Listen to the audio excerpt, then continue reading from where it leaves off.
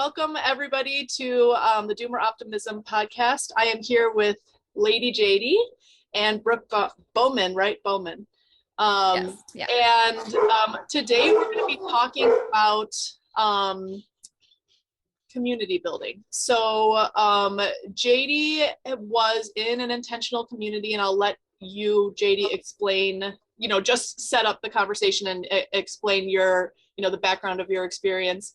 And Brooke is increasingly interested in real life community building. So I thought it would be super fun to host a conversation where, somebody who's been through it and has insights and thoughts about the experience with talking with somebody who's open and interested to make community, and maybe get some insights from somebody who's been there, done that, and is willing to talk about it. I think there probably are some sensitive subjects. JD, don't worry about making people anonymous if you need to, or leaving out details if you need to. Yeah, just wanted to say that up front. But okay, so let's start. JD, introduce yourself and maybe talk just briefly about the community that we'll be talking about today. And then I'll have Brooke introduce herself. Okay. Hi, everybody. My name is JD Roberts, and I moved to an intentional community, a commune, an arts co-op farm, whatever you want to call it, in '97. It was a group of about 60 to 70 people on how big was the farm in Austin? 300 acres. 300 acre, beautiful farm that we had horses, goats, multiple outbuildings, this old purple, huge ranch house, music studios, dance studios, you name it. They typically found people by producing an art magazine, music CDs, stuff like that, and they'd go to street scenes all over America, concert stuff like that, and just talk to people and get donations that's how the farms financially survived. So a very radical place. I was definitely looking for something very radical, very different when I was 19 years old. I didn't want to go to college. I'd already decided that I was done sitting in a classroom listening to other people talk. I just wanted to experience life and learn how to farm and, totally go on a different path than most of the people that I knew. And I was visiting a friend in New Orleans. She was going to school at Tulane, and her roommate had one of their zines. And I read it and I was like, wow, this is exactly what I'm looking for. I mean, they were saying things like, we're trying to create a new culture, describing their day-to-day life. It just seemed just exactly what I was looking for. Okay, cool. Yeah, I think that's good to get started. And then I'm super curious to dig into all the details of how it worked and then your experience, how it ended up for you. But we'll stop there for a second and have Brooke introduce herself. I apologize. My dogs are barking like crazy in the background. I hope it's not too loud. So yeah, I'm Brooke Bowman. I just sort of recently fell into community building. I got really excited about the kinds of people I was meeting on Twitter and sort of found I was finding my tribe for the first time in my life. And I was part of a team that organized what became a fairly large festival outside of Austin. This last March, we had about 400 people there, a little over that. And I've been really excited. I think that was kind of a taste of what it could be like to live around people that you intentionally, instead of just who you happen to live around. And so I've been having a lot of conversations with people about how to strengthen IRL connections. I feel like social media is kind of a foundational step. That's how you meet your tribe, but then you got to do something more where they got to take it into real life. And so yeah, I've just been having a lot of conversations, really interested in exploring these kind of avenues more.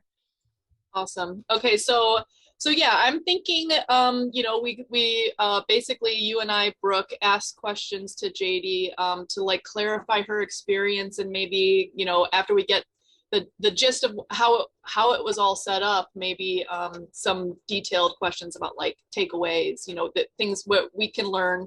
I think both of us are interested in community building, and I've been to quite a few intentional communities in my different travels, and I have like a very deep skepticism because I've seen a lot of weird stuff going on, like unhealthy dynamics in these communities, and I feel like it's totally possible, but it's so important to take lessons from people who have been there and have like critical thoughts to share, you know, just mistakes to avoid. So I guess we should start, JD, by like, I don't even know how to start because it's like a whole community. Maybe you can tell me, like, how can we wrap our heads around how this community worked? Like, who you said a little bit about how they recruited people.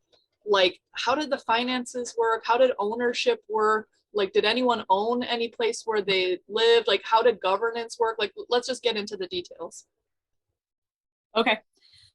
Well, I think there's a huge reason why they recruited really young people, like in general. They didn't really recruit families or people that were had established careers. Like, they definitely people that were young and looking for something different and idealistic and flexible, basically willing to take the leap to move there, because there was no individual bank accounts. There was no individual money. There was like a group of people that would organize the finances. The ownership was in the founders' names. So this is a couple. They are very charismatic artists.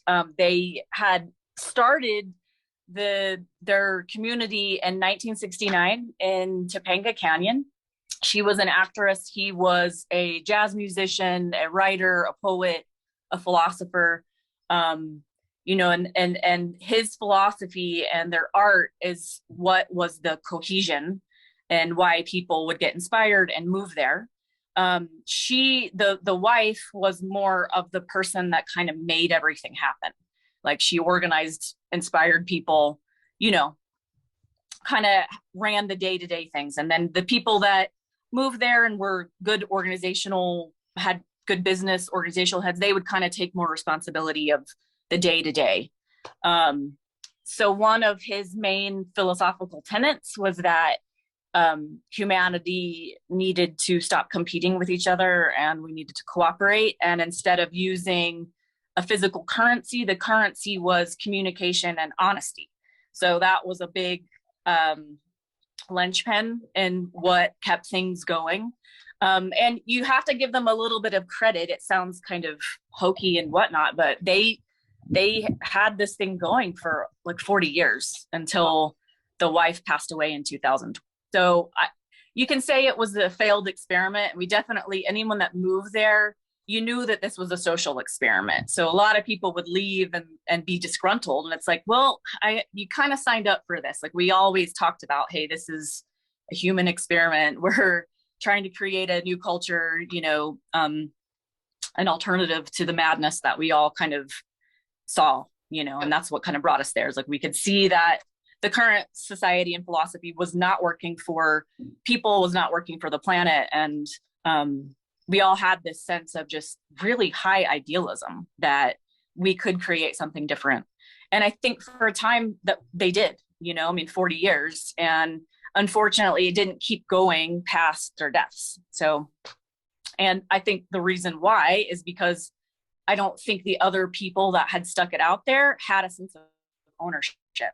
And, you know, like, you're kind of just at the whim. You're not, they weren't legally on the land lease, you know? So that, I think that's a crucial part, you know, of what maybe didn't work for people. But I don't know, you know, like, then when everybody has their separate finances and their separate homes and everything, you kind of lack cohesion. Like, I really do think that they developed a sense of strong cohesion that people really believed in. So, I mean, the day to day, we'd eat breakfast. Everybody would kind of knew what they were doing the next day. They knew, like, hey, I'm on the kitchen team. Hey, I like to garden, so I'm going to be on the garden team. I'm going to be taking care of the goats, you know, and we would have morning meetings, eat breakfast. There would be like we called them straighters, people that were head of each department, whatever. come straighter, and they would kind of organize the people like, oh, you're going to work here today. You're going to work here today. And it really was communication. And that's kind of what kept the whole place running. A quick clarifying question. I want to let Brooke ask questions too. Sorry. What did people have work outside of this community? Like what? So everybody, when they came there, was just into the community, and like, where did you get money to purchase things like that? You did. Obviously, you probably didn't produce everything that you needed to live. No, not at all. So it was not. How did that all work? Like, so you said there were some donations. Yeah. So I mean, they were really good at being like, well, okay, you would be there for 6 months or whatever, and you would decide whether you really wanted to commit further, and you would donate your money, any money that you had, your cars, whatever, for the group, basically the communal pot. Like I said, I found it through an art magazine, and we solely survived off of donations that we would get on street scenes and concerts, selling t-shirts, bumper stickers, the art magazines, which had, different artists from the farm there, poetry, philosophy, all of that. And that's 100% of how we ran it. I mean, yeah, we'd go out in teams of like 4 to 7 people in these huge vans. I mean, we're young and idealistic, and we looked like heavy metal rock star bands, and like we would just make a lot of money. Really? So just you approaching people and talking to people. Okay, yeah. And you didn't have trouble like getting people to donate to the cause or to your project? Wow, no. That's surprising to me. I mean, some people, yeah, I mean, some people would be like, F off, you're crazy. But a lot of people, you'd stop and have these really meaningful conversations, and they'd give you $100 or whatever. They'd give you $5 and take the art magazine home. And it was really inspiring. And I can't say that anybody that stayed there for a period of time didn't believe in it, so it worked on that level. Yeah. So but you said that it when you tell people like, go ahead. I'm sorry. I'm so sorry. Brooke, were you saying something? Yeah. No, so you said that it didn't fail until one of the founders died. What was it that caused you to decide to leave?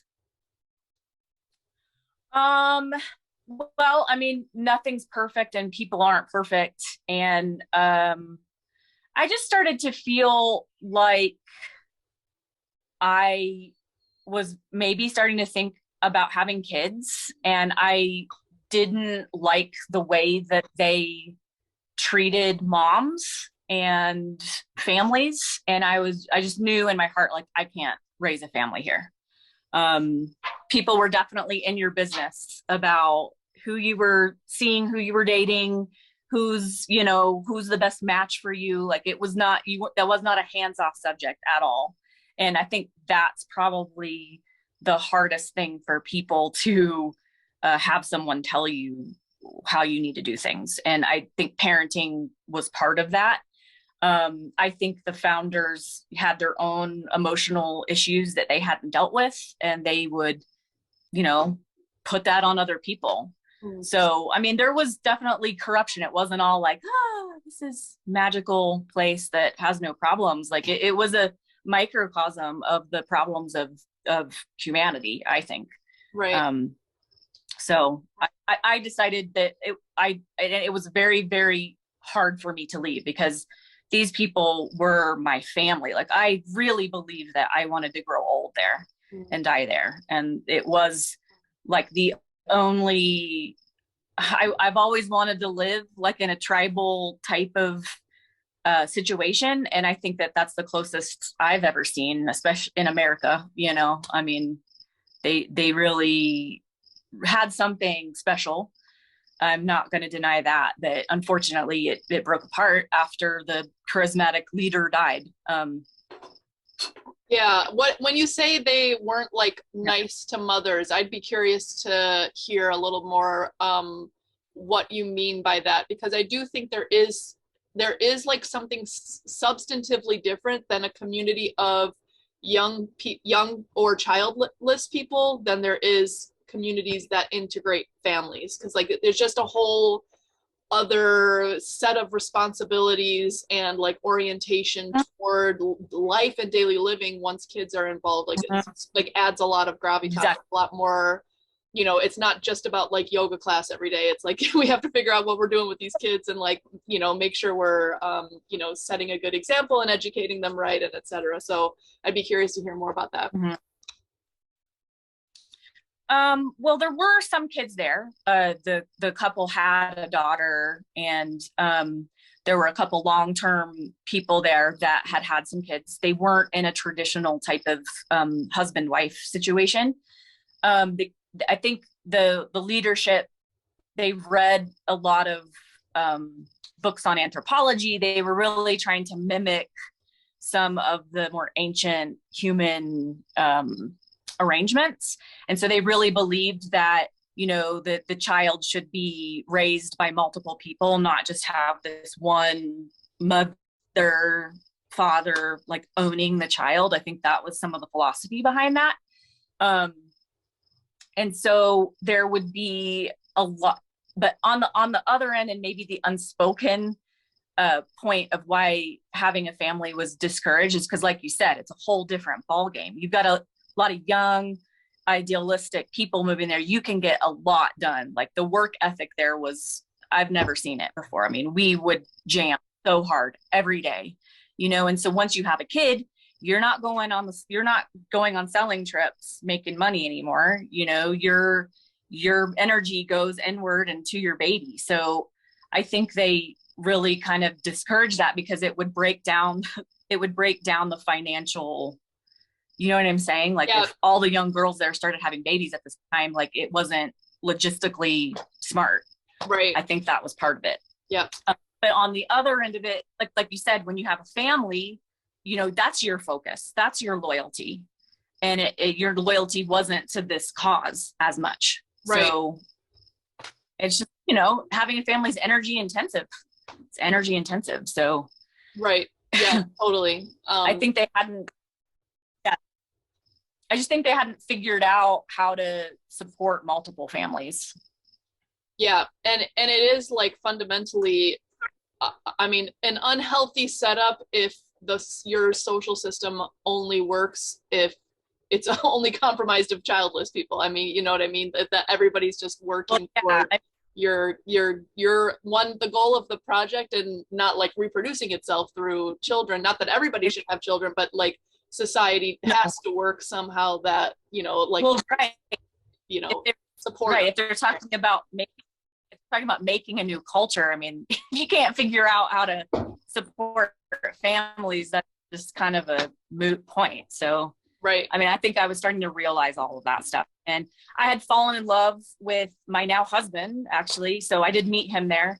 And, you know, I was getting all sorts of, we were starting to get flack because we were more interested in each other than the cause. I don't know. They weren't really supportive of pair bonding at that time. Like it seemed like if you were higher up in the hierarchy, like that was okay. It was like you were ready or you were evolved enough or something, but they really kind of discouraged it. I think after I left and years after, they did start realizing that, hey, maybe monogamy is the best way to go. And people started getting married and having kids and stuff like that. But it was a much smaller group at that time. It was like maybe 20 people, not 70. So. Okay. Yeah. I mean, it's a deep subject. We could just go on and on and on about it. But yeah, I was like, I think it's time to go.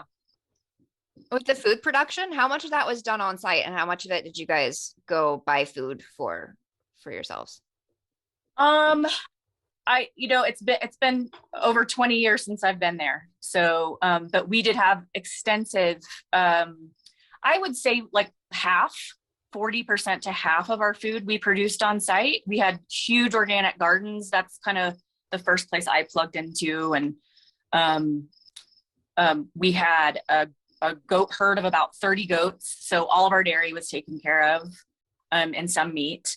But we would do like, I think the Azure standard type setup. So we would have like a truck basically like deliver the bulk items and stuff like that. At one point they were growing cereal grains, stuff like that, but that didn't last too long. I think it was too energy intensive, took away from other stuff.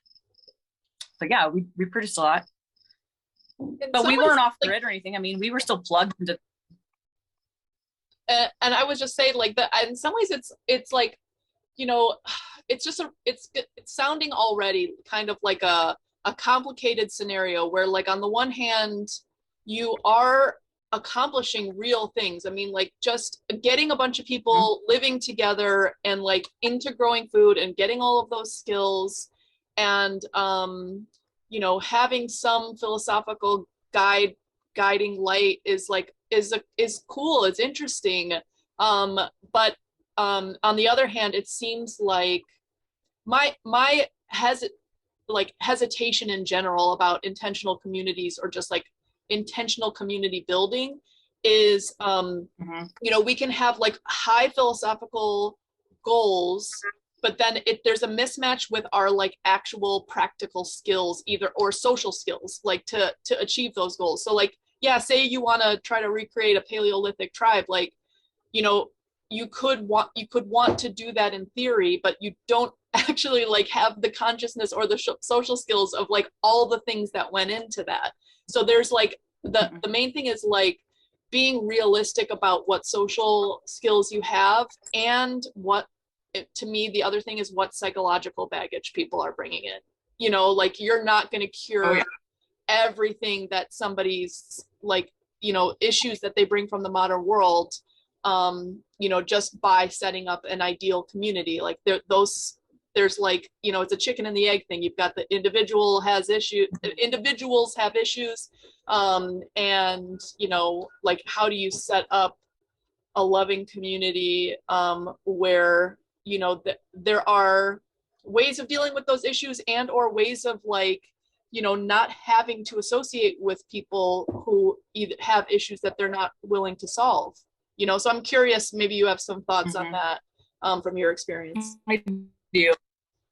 I think one of the good things about the place and about the philosophy is they were going in a certain way, eyes wide open that way. And something I still believe, like, you're really not going to accomplish anything if these issues aren't confronted. And that was a huge point of our days. We're talking about things. Now, I don't think there was really anybody, certain issues, I just feel like there just wasn't enough knowledge. And I think that we knew that, and we knew that it was a process, and that it wasn't going to be something that we were going to solve in our lifetimes, and that maybe our kids weren't even going to solve it, but it was more of a thing of like, we need to go in this other direction. And I think they were right about that. And I think that they were right in the fact that the problems of the world always stem from human relationships. And until we can figure the human relationships part out, you know, you can't create anything ideal, you know. And it was messy, and that was okay. Like, that, it's okay. It didn't have to be perfect. I just think that if they could have figured out how to bring those core people in where they had more skin in the game, not just in words, but legally. But I think the daughter, and I don't know, I haven't talked to everybody that had lived there towards the end. What I understand is the daughter basically didn't want to do the community living anymore. Like, I think that was her parents' thing, and I just think she didn't want to do it anymore. So and then they were like, well, we're not going to keep, you know, putting all of our energy and life into this place if we don't have any guarantee that it's ours, you know? So I think that's the final breaking point, was legality and finances. So. Can we dig into that a little bit more? I might be misremembering what you said, but I thought you said at one point that the financial situation, the way they had it worked out, kind of gave it like a sort of sense of cohesion. Is that what you said earlier? I Or did. I think it's because we didn't have separate finances. Like our survival was very intertwined. And so that gave it a sense of cohesion. But at the end of the day, like, were we really guaranteed that a piece of that place was ours legally? No. Like in spirit, it felt like it was our home, but our names weren't on the deed. So you could get kicked out at any time. So Ashley said something about, okay, somebody having issues they don't want to work on, that would come up a lot. And it would be someone that it just wasn't working out with, and they would be asked to leave. Well, they didn't have any financial recourse. When you left with the clothes on your back. I mean, that was the risk that you took. do you think that cohesion always comes at a trade-off for ownership, or do you think that there might be a way I hope not, but to kind of have I kind of think that your cake and eat it too? Right. I don't know. It's something I'd like to find out. Like I think there was a deeper sense of cohesion because the finances were like that. But I also think that that doesn't work, It's not like a ancient tribe where you have to work things out, survival. There's always this, you could always leave, you could always leave the farm and go live with your parents or go get a job or whatever. There was always an out. So in that sense, you couldn't mimic like one of those tribes because the environment's different. Modern life is completely different. You can just go off and do your own thing at any time. So I think it gave us a sense of that type of cohesion, but at the end of the day, in the base survival, your name wasn't on the deed. You could get kicked off of the property at any time, so. It sounds to me like it's almost like this paradoxical thing, like if you're bought in and young and things are going well, then you don't really care about the ownership structure. You're just like, this is great. Like you're bought into the utopia. You're like, I don't care if I own anything. Like we're past that, we're evolved past it or whatever. And like you're young and if things are going well, then you're like bought into that narrative. And I think it could like be held up for a time, but then like in the context of the modern world, like if you have children, for example, like you would want some legal recourse to like ownership or governance around them, you don't want to have like no control over like how everyone around you acts when your kids are around,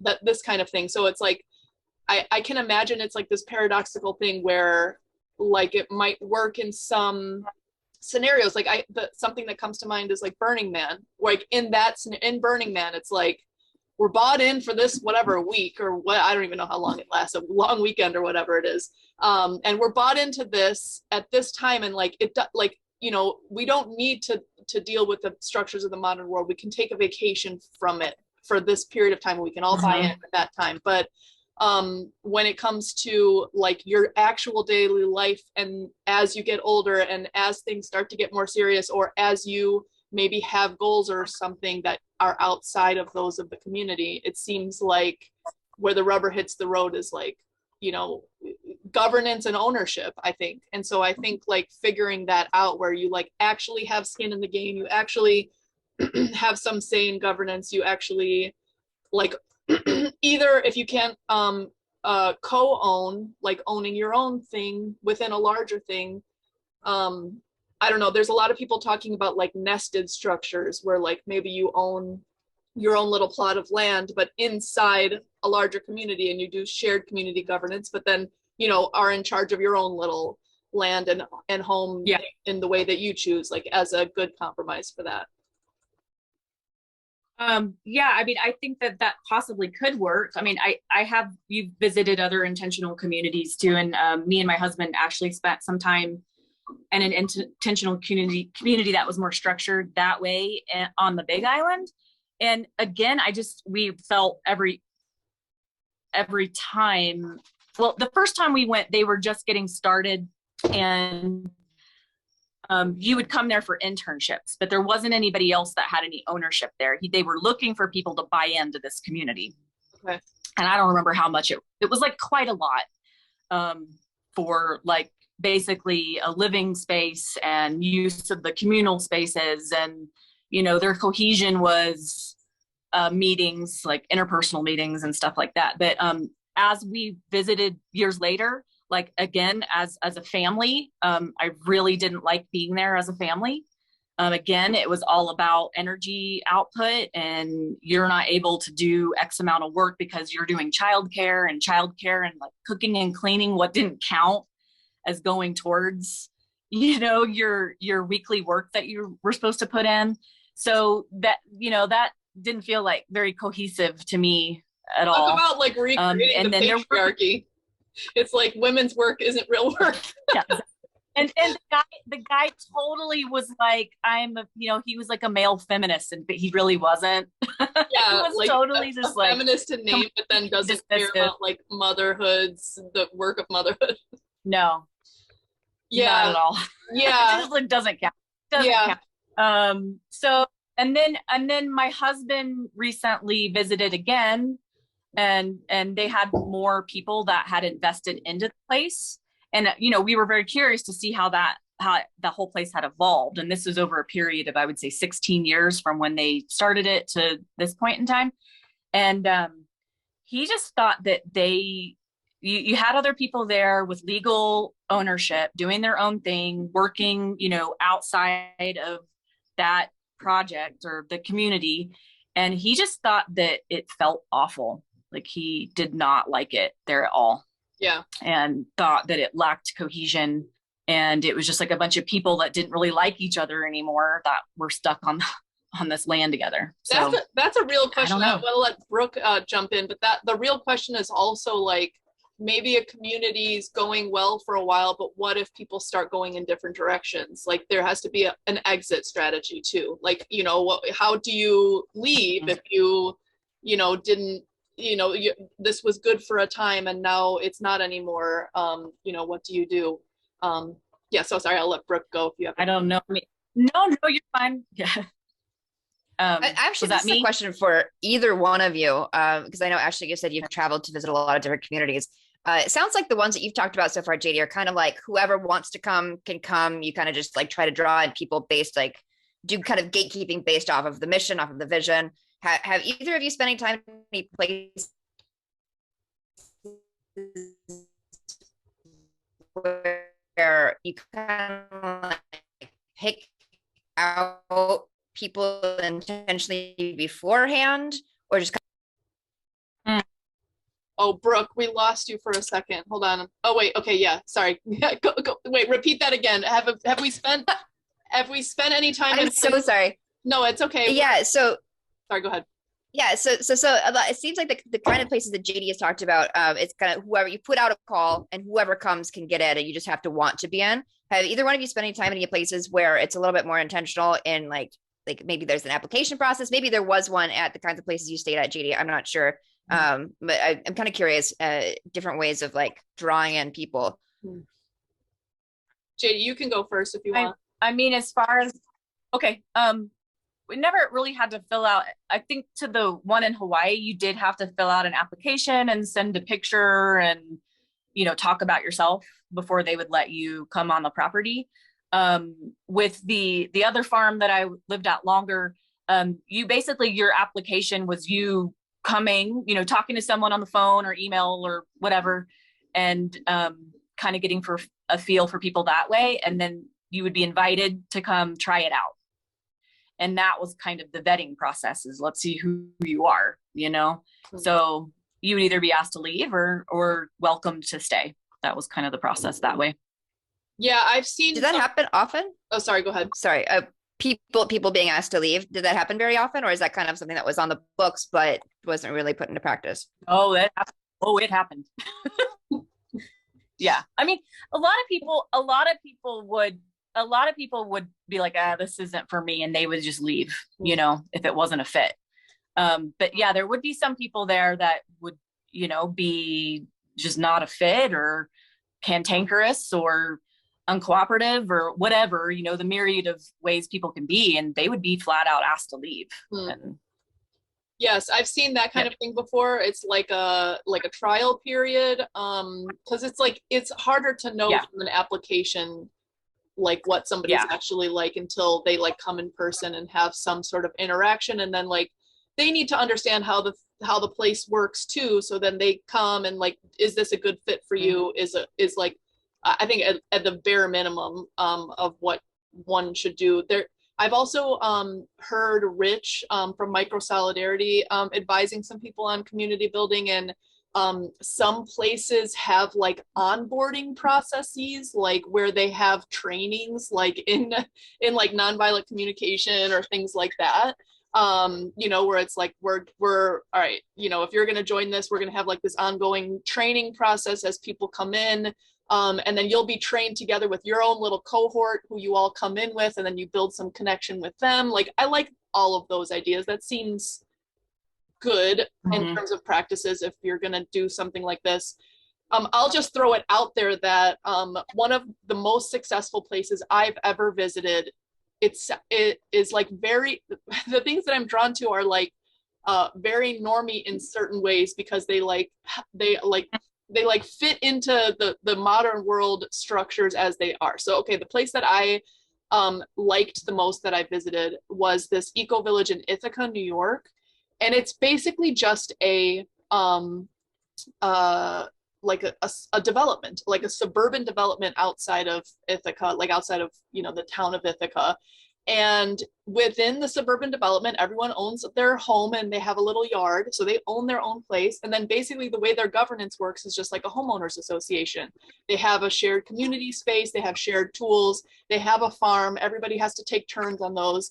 And I feel like it at once solves all the problems of like wanting to have shared things and connection to others, but also like ownership and then a governance structure that are all like legally binding within the real world. Outside of your community, they're legally binding. And I feel like that place has been going for a while. I really liked how it felt when I was there. There's like, you know, a shed full of bicycles. Kids are just running to each other's house. Like, there's a community space where everybody can, you know, cook meals together, but they don't have to. Not everybody's spending all their time in governance, because it's just like simple homeowner association stuff. Like once a month we need to meet, we all need to toss money into the pot to like repair this thing or whatever. Right. It sounds really normie, but it also like there's a reason that you do have to just like exist in the world as it is too, you know, like, and realize like there are legal structures that are going to apply whether or not you, you know, like imagine or hope that they don't. That's not really a question. I'm curious too, JD, like, I know you had some like, I don't know, more difficult experiences. I don't know if there's anything you want to share here that would be like a cautionary tale for people who are getting into intentional communities or community building. First, I wanted to say I'm definitely leaning towards the homeowner association kind of village. Maybe you can vet people, have a vetting process before you're accepted to buy a property there. I think kind of in anything intentional, I would say that would be the wisest way to go. As far as a cautionary tale about trying to create something new, I really do feel like there's nothing new under the sun as far as humanity goes. And I would be very cautious of trying to like put all your energy in evolving into something that we're not, and maybe looking more into of who we really are and accepting it and paying attention to traditions. Like they're there for a reason. And I just feel like people and their striving to change and be different end up causing themselves and others more harm in the long run. Not that there isn't wisdom to be gleaned from that, but that's kind of my take on everything. It's like the way my life is going is very interesting. It's like going full circle. Like we're talking about selling our property and moving back home to where my grandparents and my cousins are. And to me, like, I don't need to create a community. Like, I just need to work on the one that I've always had, you know? So I would say that, you know, you do need to maybe look around you a little bit, and you might have to give more than you think that you can to make what you have work too, and consider that. I'm kind of curious, going back a little bit, just on some of like the boring logistical details. How do you mentioned communication and honesty were currency there? Like, was it like some kind of formal structure around that? Did my internet cut out again? I heard it. Yeah, the currency was like honest communication. How did that work practically? Right. Yeah, I'm curious about that too. Okay. Well, I mean, a lot of it was, you know, self-responsibility. Like if you were working in the garden and you were hating it, like that was kind of your responsibility to tell someone that and find out what work you'd rather do. There were lots of meetings. There were tons of meetings, and where someone would get brought up, a situation would get brought up, and those times were formalized. They were formalized meetings. There would be at least a work organizing meeting once a day, and then as far as like personal meetings would usually be around meal times, and some of those would be spontaneous, like someone would bring something up. But a lot of times those were kind of like scheduled, like, hey, we're going to be doing an interpersonal meeting after dinner tonight. You know, everybody needs to be there. You pretty much were expected to eat meals together. That would be like lunch and dinner in particular. Breakfast was loose, but yeah. So I think meal times were structured as a meeting place for sure. And the expectation was like, you have to show up for these meetings and talking, because our currency of our community is honest communication, meaning like you have to show up and yes, be communicating honestly to like be contributing currency, like, you know, more or less like contributing to what makes our community go is the idea. I mean, that's the glue. So if somebody was like consistently not showing up for these, I mean, they were on the outside. I mean, it was very obvious. They could feel it. Everybody could feel it. And then that would be talked about, and they would be brought in, and we'd figure out why, you know, and it would be, you know, all kinds of reasons. Maybe they were mad because their girlfriend didn't like them anymore, or they didn't want to be there, or whatever. But we dig and dig and dig until, you know, a solution was found. Did you I really hate interpersonal meetings. Yeah, I'm curious, like, how did those meetings, like, did you feel like those, like, there was, what do you have to critique about those meetings? Like, it seems like in theory it would be really nice to like work out our issues, but I imagine that it probably didn't always go like as planned, as just like everybody's there with great intentions and solving problems. When it was about you, it sucked. Like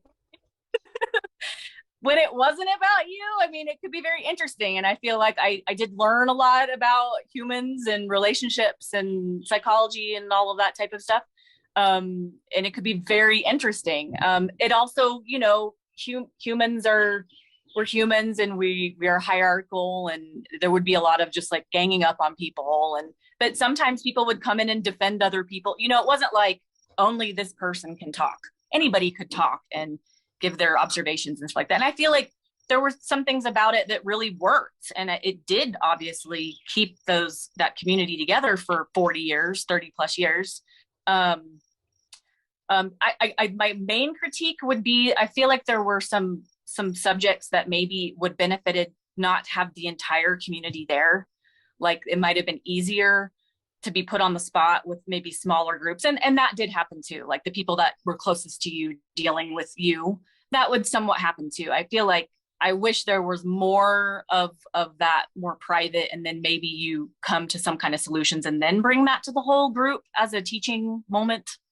But the other thing that I would say is like, don't do those meetings at mealtime because you're literally eating and like you would get brought up and you just be like, okay, I'm not hungry anymore, you know, like I think maybe that would have been better to do like after eating, you know, but it was like we had things to do. We had to be efficient.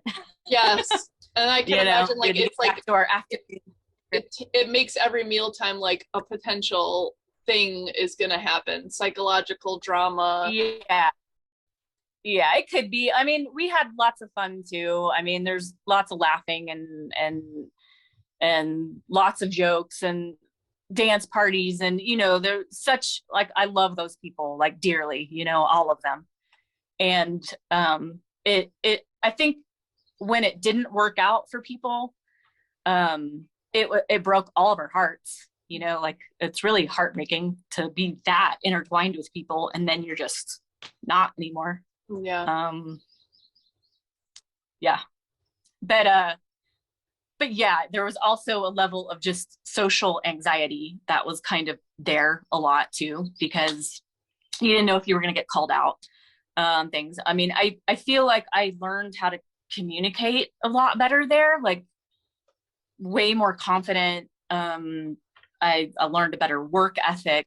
I mean, I feel like I can talk to anybody, you know, I can try to meet pretty much anybody on their level. And, you know, so I learned a lot there. Brooke, but I like my own kitchen and my own account and my own husband. So I prefer that. Yeah, I think for me,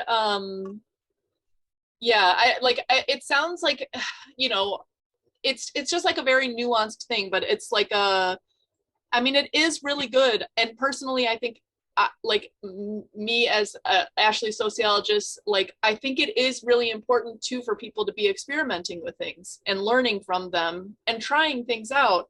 But then there are also like, I don't know, just like the ways you can avoid some of the worst of the heartache if you try to go in and learn from the mistakes of the people who have done it before you. I do think like this most recent generation of people like Brooke who are, and like everybody who's in that Discord server that she put together, was like people who are trying to do in real life communities one way or another, like they are trying to learn from past experiences. They are trying to be savvy about it, to set things up in a way that makes sense. So like, I do think this is really helpful. I'm wondering, yeah, where your head is at, Brooke. I'm really pleasantly surprised. I kind of went into this conversation thinking we were going to hear a litany of problems and complaints and the ways that it was just really damaging and things like that. That was more what I was anticipating. So, I mean, of course, humans are complex and not everything is perfect all the time. But it's heartening to hear that, like, you know, how much you grew from it and the warm feelings that you kind of still have for it. You know, from my perspective, that kind of gives me hope that maybe there are ways to kind of like keep tweaking the way that people do these things, and maybe eventually get to something where it is possible to incorporate families. It is possible to live intentionally, but also make it sustainable. So yeah. that was exciting to hear. That's good. I'm glad. Yeah. And I think for me, like my tendency, and I think I'm kind of I don't know, I might be a weird case because I'm a pretty risk averse person.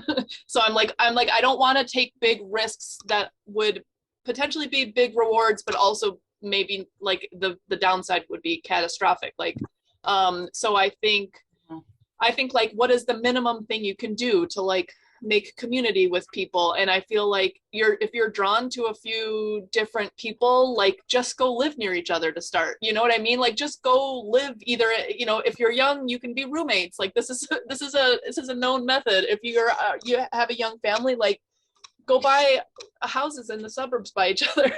And it was funny because on Twitter, somebody was like, I think it was Vivid Void, like, yeah, let's all just buy houses on a cul-de-sac together. And it was like, you know, in-group reinvents the suburbs. But I honestly think like something so simple as that, like just living on a cul-de-sac with people, there's something really magical about people who grow up in the suburbs around other families who they get along with, and the kids are the same age, and you have dinners together and you have game nights, and even something so simple as that, like it doesn't have to reinvent all of human society to give you the sense of like connection and belonging that you seek. And that's like the main thing that I keep trying to repeat. Like, is there a less risky way to do this potentially? Is there a way where you can meet the needs you're trying to meet without like reinventing everything at once that could potentially blow up in like catastrophic downside? JD, did you have something to say? Yeah, I actually, when my second son was born, we lived way in the middle of nowhere in West Texas, and my really good friend, who I've known her since 6th grade, found a house for me 2 doors down from her in our hometown. And we moved there for 3.5 years while my kids were really small. And it was magical. Like, and her dad lived next door and her mom was around, and we pulled other neighbors in, and it was really, really sweet. Unfortunately, people move away and all of that stuff. And that's always, that's hard for me when you have something that feels great, and then to lose it. And I think that's part of why so many of us are wanting more cohesion, because of the changing nature of modern life. Like, people move around everywhere all the time and or whatever. But I agree with you. I think we kind of have to work from where we're really at. And there might be all types of scenarios that will work for a time, and we just have to keep going for it, keep trying new things. And Brooke, any last question from you? Thoughts, reflections? I don't think so. I do want to plug Andrew in New York, Drew Face, and Priya, I believe, are bringing in people with a really cool project. And unless I'm misremembering something, they have an apartment building, and every time a new unit comes up, they let their friends know. And so you probably know about that already, Ashley, but I think that's a really cool example of like really low stakes community building that can happen like right away. Just for whoever's listening, there are lots of ways people can get creative about these kind of things. It doesn't have to be like building a farm from scratch every time. Yeah, or like, for example. Yeah, that's all. Yeah, I mean, thank you so much, Jane. Yeah. And you. Thank you. Oh, we lost you for a second, but yeah, you're back now, Brooke. Yeah, I mean, I just like, I think for me the takeaway is like, thanks for sharing your story, and I think like the main thing is like you're not gonna be able to solve all the problems of modernity, but you can try, and like that's part of the whole like doomer optimism thing is like, yeah, I mean, even if you're in an ideal scenario, you're gonna all be dealing with the pressures of modern life and having to move and carrying work and people's psychological issues. Like, yeah, okay, despite all of that though, you can still try, and you should still try to find community in the best way that works for you, in a way that like is gonna meet your needs. And so I think that can look a lot of different ways too. And I think there are like, for example, I talked to some people in Chicago who run this housing cooperative. And it's just like, yeah, it's like roommates, but you share meals, and you share cooking responsibilities, and you share cleaning responsibilities. And it's like, there are ways to do intentional communities, I think, that are successful. And sometimes they can just last for a time, and then people move on, and that's it can be sad, but it's also part of modern life. Like, everyone's moving around, there's all these pressures we all have to deal with. It's not the intentional community's fault that happens.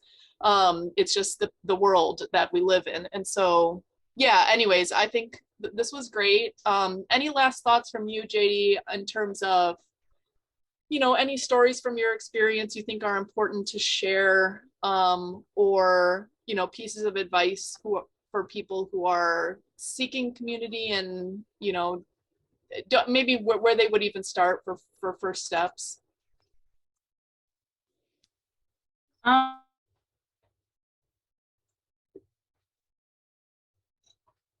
have a friend or family group, like I think I said it before, like kind of look around a little bit and maybe reframe it in your mind of, you might have this idea of this better human society in your head, but I think first place you need to look around where you're at and see what you can do there. I think, Brooke mentioned, finding all these like-minded people on Twitter. I think that's really awesome that Twitter can be a tool for that. And then, sometimes you do have to take some risks. And when you're young, especially, that's a great time to do that. I would not have my husband and my family now if I hadn't jumped off the cliff and decided to do something really different. So, I think there's a little bit of both, your stability of what is known and making that work, but also reaching outside of your comfort zone, and you might be surprised what you may find about yourself or relationships that you'll make. Yeah, I love that. That's such good advice. And I'll just say one last thing. Is my internet working? Can you guys hear me? I think is. Testing 1 2 3. Can you hear me? This is going to be the worst audio episode. You still there? Are you still there, Brooke? I'm back. Okay, I'm back, and it's fine. We're just gonna probably end it here anyways. But I was just gonna say one last thing that and maybe this won't even make